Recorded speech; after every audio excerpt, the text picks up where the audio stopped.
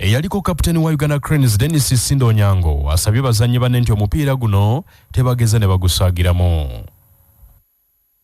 Mpira giba mizibu kuba bo bazannya tebalina pressure so nga ate ffe tulina pressure nti tulina okuwangula omupiira tugende mu guddako ogwa Mali nga tulina positive results so nsuubira nti abalenzi bajja kukola bulungi baseemu amaanyi baseeyo omwoyo n'obuwanguzi bajja bufuna ekitende naye nga ekisinga obukulu kusigala nga bali focused ku mulimu gwe balina kuba chance weeri eringa we twali mu group ya Egypt okusanya omupiira ng'omanyi nti guno gubatwala ku level eddako so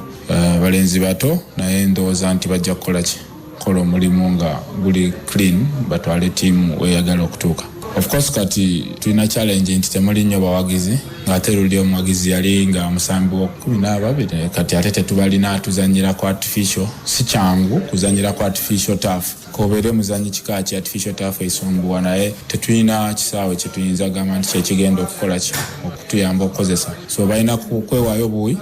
bamanye nti wadde nga tuli waka naye ne Kenya eyinza ogamba eri waka kuba baneiba baffe balina kukola n'amaanyi balabe nga bawangula omupiira temuli muntu agenda kubayamba kukola kikuwangula mupiira okujjako bo bennyini nga beewaddeyo.